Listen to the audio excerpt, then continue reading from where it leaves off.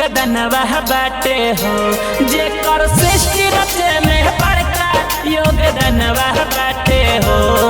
मैया धरनी के विश्वकर्मा जी ललनवा बाटे हो, मैया धरनी के विश्वकर्मा जी ललनवा बाटे हो।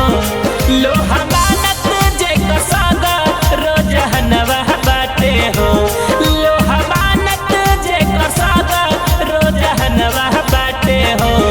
मैया धरनी के विश्वकर्मा जी ललनवा बाटे हो, मैया धरनी के विश्वकर्मा जी ललनवा बाटे हो।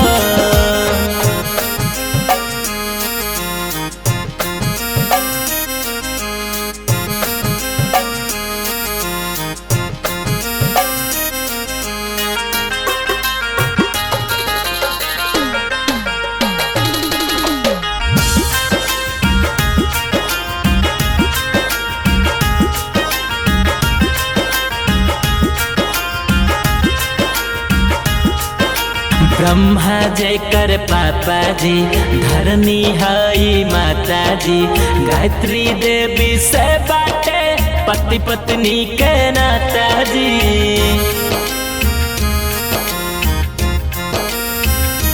हाँ हाँ ब्रह्मा जय कर पापा जी, धरनी हई माता जी, गायत्री देवी से बाटे पति पत्नी के नाता जी।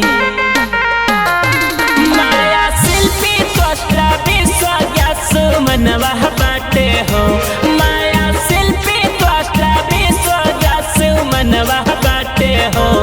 मैया धरनी के विश्वकर्मा जी ललनवा बाटे हो, मैया धरनी के विश्वकर्मा जी ललनवा बाटे हो।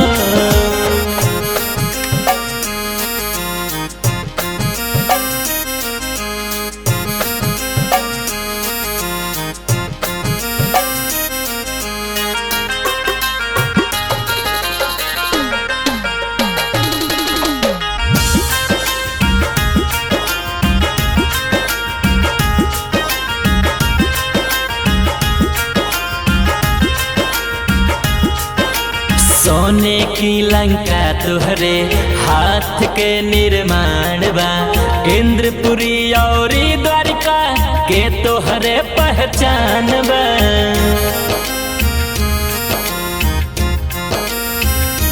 हाँ सोने की लंका तुहरे हाथ के निर्माण बा, इंद्रपुरी और द्वारिका के तोहरे पहचान बा।